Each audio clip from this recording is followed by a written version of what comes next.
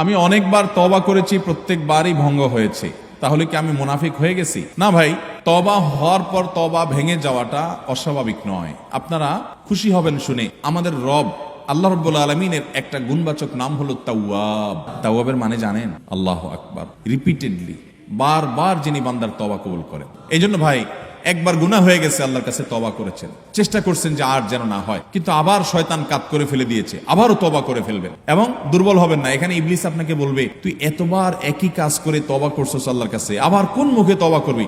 থাক, বাদ দে।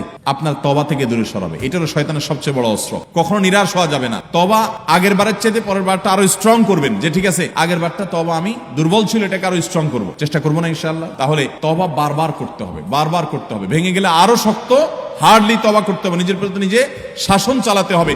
এভাবে ইনশাআল্লাহ সামনে আগাইতে হবে। ভারতবর্ষের একজন কবি বলেছেন, আরে ये কুশ্তি তো হয় অমর ভর কি, কবি ও দাবালে কবি তু দাবালে। ইবলিসের সাথে তোমার লড়াই তো সারা জীবনের। কখনো ইবলিস তোমাকে কাত করে ফেলে দিবে, তোমার দ্বারা গুনাহ করে ফেলবে, আবার কখনো চোখের পানি ফেলে কেঁদে কেটে আল্লাহর কাছে একান্তে। ভাইরা, কিছু নির্জন সময় কাটানো দরকার। আমাদের কোনো নির্জন সময় নাই। নির্জন সময় হলে ওই মোবাইলে আমরা ঢুকে পড়ি, মোবাইল টোবাইল বন্ধ করে ফেলে দিনে রাতে 24 ঘন্টার ভিতরে 5 ওয়াক্ত নামাজের পরে আগে যে কোনো সময় অন্তত 2-4-5টা মিনিট একটু চিন্তা ভাবনা করবেন, একটু নিজের হিসাব মিলাবেন, আল্লাহর সাথে কথা বলবেন। আজকে একটা গুনাহ হয়ে গেছে, আজকে একটা কাস্টমার মহিলা আসছে, গুনাহ কাজ করেছেন, কোন কাস্টমার এসেছে, তার সাথে ফাঁকি ঝুঁকি দিয়েছেন, 2 নাম্বারই করেছেন, মিথ্যা কথা বলেছেন, কিনা দর এত আছে বলেছেন, আসলে এত আসে নাই। এই যে মিথ্যা বলেছেন কয়টা টাকার জন্য, এই টাকা দুনিয়াতে থেকে যাবে, মিথ্যাটা আপনার আমলনামা যুক্ত হয়ে আখিরাতে যাবে। এইসব কথা চিন্তা করে আল্লাহর কাছে চোখের পানি ফেলে একান্তে, আল্লাহ করে ফেলেছি আজকে শয়তানের পালায় পড়ে, আল্লাহ খেয়াল ছিল না, আপনি মাফ করে দেন। মালিক, আপনি মাফ না করলে কিয়ামতের ময়দানের শাস্তি হবে ভয়াবহ।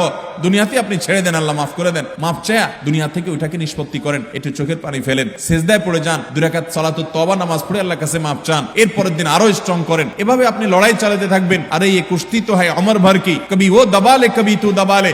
শয়তান গুনাহ কমা আপনার দ্বারা করায় সে জিতে যাবে, আর আপনি তওবা করে চোখের পানি ফেলে গুনাহ মাফ করিয়ে তারপরে আপনি শয়তানের উপরে জিতে যাবেন। তওবা করতে থাকবো তো ইনশাআল্লাহ। তওবা করতে কখনো ক্লান্ত হবেন, তওবা অব্যাহত রাখবেন, অনবরত রাখবেন।